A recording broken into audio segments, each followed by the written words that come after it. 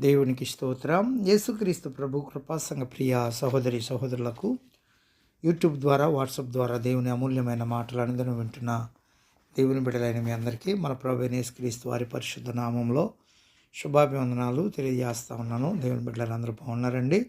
మరి దేవుడు మనకిచ్చిన ఉదయకాల సమయం బట్టి అనగా 29వ తారీఖు గురువార దినము ఆగస్టు నెల 2024 సంవత్సరం దేవుడు మనకిచ్చిన వాక్యము పరిశుద్ధ గ్రంథం నుండి 83వ కీర్తన 12వ చరణాన్ని చదువుకుని కొద్ది నిమిషాలు వాక్యాన్ని ధ్యానించుకుందాం. దేవుని నివాస స్థలములను మనము ఆక్రమించుకుందామని వారు చెప్పుకొనిచున్నారు. ప్రార్థన. పరిశుద్ధుడా, ప్రేమమేడి మా తండ్రి, వాక్యమైన దేవ మాతో మాట్లాడి మమ్మల్ని బలపరచుమని 83వ కీర్తన ద్వారా మాకు చక్కటి పాఠాన్ని నేర్పించుమని యేసుక్రీస్తు వారి నామంలో ప్రార్థించి వాక్యమును ధ్యానించుచున్నాము తండ్రి. ఆమెన్. ప్రభునందు ప్రియ దేవుని బిడ్డలారా, మరి ఇక్కడ 83వ కీర్తన 12వ చరణంలో మనం చూసినట్లయితే దేవుని నివాస స్థలములను, దేవుడు నివాసం చేసేటువంటి స్థలాల్ని మనము ఆక్రమించుకుందామని వారు చెప్పుకొనిచున్నారు. ఎవరండి నివాస స్థలాన్ని ఆక్రమించుకుందామని చెప్పుకునేటువంటి వారు ఎవరు అని అంటే, వ్యతిరేకతలో కలిగినటువంటి శత్రువులు ఇజ్రాయేల్ మీద, అనగా ఇజ్రాయేలులకి చక్కటి మార్పు కలిగే రీతిగా శత్రువుని దేవుడే అప్పగించినప్పటికీ వాళ్ళు శిక్షించడం పోయి సమస్తాన్ని వాళ్ళు సొంతం చేసుకునే రీతిగా కనబడతా ఉన్నారు. ఇక్కడ చూస్తుంటే శత్రువులు యెహోవాయే మహోన్నతుడని ఎరుగునట్లు ప్రార్థన చేస్తున్న సందర్భం మనకి ఇక్కడ కనబడుతుంది. ఆసాపు కీర్తన గీతం అని ఏమంటే ఇక్కడ ఇశ్రాయేలుల పేరు మరవబడేటట్లుగా శత్రువులు కపటోపాయం చేసినటువంటి పరిస్థితులు మనకి ఇక్కడ కనబడతాయి. ఏమంటే ఈ కీర్తన ఆసాపు గారు రచించింది. శత్రువులను ఎదుర్కొనమని, ఇశ్రాయేలులను అవమానించి దేవుని నామమును నిందించేటువంటి శత్రువులకి బుద్ధి నేర్పించమని కీర్తనాకారుడు ప్రార్థన చేస్తూ ఉన్నాడు. ఎంతగానో అభ్యర్థన చేస్తూ ఉన్నాడు దేవునికి. యెహోవా దేవుడే మహోన్నతుడైన దేవుడని లోకులు ఎరుగునట్లు దేవుడిని శత్రువుల ఎడల కార్యములు జరిగించమని కీర్తనాకారుడు ప్రార్థిస్తూ ఉన్నాడు. అంటే అలాగే మరి మనం చూసినట్లయితే ఇంకా ముందుకి 83వ కీర్తన మొదటి నుంచి 8 వచనాల్లోనికి వెళ్తే, దేవా ఊరకుండకము, దేవా మౌనంగా ఉండకము, ఊరకుండకము తెలియచేస్తున్నటువంటి మాట. ప్రార్థన చేస్తున్నాడు. ఏమంటే ఊరుకోవద్దని, మౌనంగా ఉండొద్దని, మళ్ళా ఊరుకోవద్దని తెలియపరుస్తున్నాడు. 2వ వచనంలో, నీ శత్రువులు అల్లరి చేయుచున్నారు, నిన్ను ద్వేషించి వారు తల ఎత్తి ఉన్నారు, నీ ప్రజల మీద వారు కపటోపాయములు పన్నుచున్నారు అంటా ఉన్నాడు. నీ మరుగుజొచ్చిన వారి మీద ఆలోచన చేయుచున్నారంటున్నాడు. వారి ఇశ్రాయేలులను పేరు ఇకను జ్ఞాపకం రాకపోనట్లు జనముగా ఉండకుండా వారిని సంహరించుము రండి అని చెప్పుకుంటున్నారని తెలియజేస్తున్నాడండి. ఏక మనసుతో వారు ఆలోచన చేసుకుని ఉన్నారు, నీకు విరోధంగా నిబంధన చేయుచున్నారు. గుడారపు వాసులైన ఎదోమీయులను, ఇస్మాయిలులను, మోయాబీలను, అగ్రీలను, గ్యాబాలు వారిని, అమ్మోనీయులను, అమాలేకులను, ఫిలిస్తీయులను, తూరు నివాసులను నీకు విరోధముగా నిబంధన చేసుకుని ఉన్నారు. అసూరు దేశస్థులు వారితో కలిసి ఉన్నారు. లోతు వంశస్థులకు వారు సహాయము చేయుచున్నారు. సెలా. ఏమంటే మొత్తం మీద చాలా జాతులు వారు ఏ రీతిగా అయితే కనాను దేశంలో పాలుతేండ్లు ప్రవహించే కనాను దేశంలో వీరు ఇశ్రాయేలు ప్రవేశించక మునుపు 7 జాతుల వారు అక్కడ ఉన్నారు. వారందరిని వెళ్ళగొట్టి ఆ స్థలాన్ని వీళ్ళకి అనుగ్రహించారు. అయితే మరలా అనేక మంది కూడుకొని వీరి మీదకే యుద్ధానికి వస్తున్నటువంటి సమయంలో వ్యతిరేకతల గురించి ప్రార్థన చేస్తూ ఉన్నాడు. శత్రువులు ఇశ్రాయేలును శ్రమల పాలు చేస్తుంటే దేవుడు మౌనంగా ఉన్నాడని ఫిర్యాదు చేస్తూ ఉన్నాడు ఆసాపు గారు. దేవుడు వారిని విడిచిపెట్టినట్లు తలంచుతున్నారు. ఇశ్రాయేలులకు బుద్ధి చెప్పుటకు దేవుడు మౌనంగా ఉండవలసి వచ్చిందండి. నీ శత్రువులు నిన్ను ద్వేషించు వారని సంబోధించడంలో వీరు ఇశ్రాయేలులకు వ్యతిరేకంగా అల్లరి చేయుట కాదండి. యెహోవా దేవుని నామమును అల్లరి పాలు చేసి అవమానించాలని తలపెట్టిన వారు దేవుని ద్వేషించి లోకమును ప్రేమించి వారు దేవుని ప్రజల పైన కపటోపాయములు పన్నువారు. ఇశ్రాయేలులను పేరును సమూలంగా తీసేయాలని తలంచుతున్నారు. వీరందరూ అనగా దేవుని వ్యతిరేకించే వారందరూ ఏక మనసుతోటి మంచి పని చేయడానికి ఒక మనసు ఏక మనసు కలిగి ఉంటారు, కానీ చెడ్డ పనులు చేయడానికి మాత్రం ఏక మనసు కలిగి ఉంటారండి.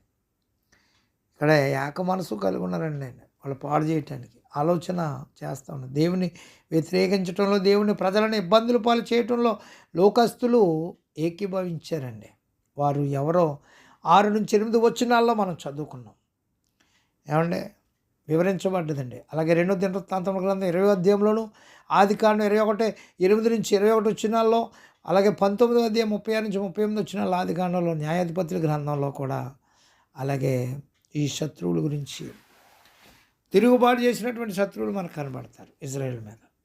అయితే 83వ కీర్తన 9-18 చూస్తే శత్రువులకు బుద్ధి చెప్పమని ప్రార్థన చేస్తున్నాడండి కీర్తనకారుడు.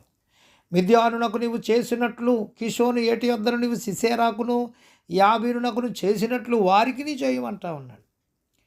వారు ఎందోరులో నశించిరి, భూమికి ఏమయ్యారంటే పెంటయిరి. ఒరేబు జయోబు అని వారికి నీవు చేసినట్లు వారి ప్రధానులకును చేయము. జబాహు సల్మున్నాను వారికి చేసినట్లు వారి సకల రాజులకును చేయము. ఏమంటే వీరందరినీ కూడా దేవాతి దేవుడే ఇజ్రాయేలుకు అప్పగించి నశింపజేసేటండి. అప్పుడు తీసుకొస్తా ఉన్నప్పుడు మోషే గారి తర్వాత యెహోషువ నడిపిస్తున్నటువంటి కాలంలో ఎన్ని ఆటంకాలు బండ్లు వచ్చినప్పటికీ 31 మంది రాజుల్ని జయించుకుంటూ వచ్చారండి. గొప్ప గొప్ప వారిని, పెద్ద పెద్ద వారిని జయించుకుంటూ వచ్చారు. ఆ రీతిగా చేయమని ప్రార్థిస్తూ ఉన్నాడండి ఆసాపు గారు ప్రార్థన చేస్తూ ఉన్నాడు. అందుకే 12వ వచనంలో దేవుని నివాస స్థలములను మనం ఆక్రమించుకుందామని వారు చెప్పుకుంటున్నారు అని తెలియపరచాడండి. అందుకే 13లో, నా దేవా సుడి తిరుగు ధూళి వలెను గాలి ఎదుటి ఒకడాకుల వలెను వారిని చేయము. అగ్ని అడవిని కాల్చున్నట్లు, కారు చిచ్చు కొండలను తగలబెట్టినట్లు నీ తుఫాను చేత వారిని తరుముము, నీ సుడిగాలి చేత వారికి భీతి పుట్టించుము అని ప్రార్థన చేస్తూ ఉన్నాడండి ఆసాపు గారు. శత్రువులకి, ఇజ్రాయిల్ మీదకి వచ్చినటువంటి శత్రువులకి. అందుకే 16లో, యెహోవా వారు నీ నామమును వెదకున్నట్లు వారికి పూర్ణ అవమానము కలుగజేయుము. యెహోవా వారు నీ నామమును వెదుకున్నట్లు వారికి పూర్ణ అవమానం కలిగించంటారు. గమనించండి దేవుని బిడ్డలారా, ఇంకా మనం చూస్తే అన్యాయస్తులైన న్యాయాధిపతులకి హెచ్చరిక, ఎంతకాలం మీరు అన్యాయంగా తీర్పు తీరుస్తారని. గమనించండి 82వ కీర్తనలో చెప్పినట్టుగా. అలాగే ఇక్కడ మిద్యానుని సిసేరాకుని యాబీనుకుని చేసినట్లు వారికి చేయమని కోరుతా ఉన్నాడు. శత్రువుల్ని నాశనము చేయమని, శత్రువుల్ని నాశనం చేయమని ప్రార్థించాడు. దేవుని నివాస స్థలములను ఆక్రమించుకుందామని చెప్పుకునే వారిని నశింపజేయమని, భీతి పుట్టించమని ప్రార్థించాడు. దేవుని నామమును వారు తెలుసుకునే అవకాశం దయచేయమని మళ్ళీ ప్రార్థన చేస్తూ ఉన్నాడు. సర్వలోకంలో నీవే మహోన్నతుడు అని వారు ఎరుగునట్లు, తెలుసుకున్నట్లు, మీ అందు వినయ విధేయతలు కలిగి భక్తిని చూపించేటట్లు చేయమని ప్రార్థన చేస్తూ ఉన్నాడు. వారు పెట్టుచున్న హింసలను బట్టి వారిని నశింపజేయమని లోకరీతిగా ప్రార్థించినను, చివరికి వారికి నీవు శక్తితో బయలుపరుచుకొని నిన్ను ఎరిగి రక్షణ అనుభవం పొందు అవకాశం దయచేయమని ప్రార్థించుట ఆత్మీయ ఔన్నత్యాన్ని చాటుతూ ఉన్నాడు. ఏమంటే శత్రువును కూడా, ఆపదలో ఉన్నప్పుడు శత్రువును కూడా ప్రేమించమని దేవాతి దేవుడు తెలియపరిచాడు. అందుకే శత్రువుల కోసం ప్రార్థన చేస్తూ ఉన్నాడు. శత్రువులు వచ్చి ముట్టడి వేసినప్పటికీ వారిలో మార్పుని దయచేయండి, రక్షణ భాగ్యాన్ని దయచేయండి వారికి కూడాను అని ప్రార్థిస్తూ ఉన్నాడు ఆసాపు గారు.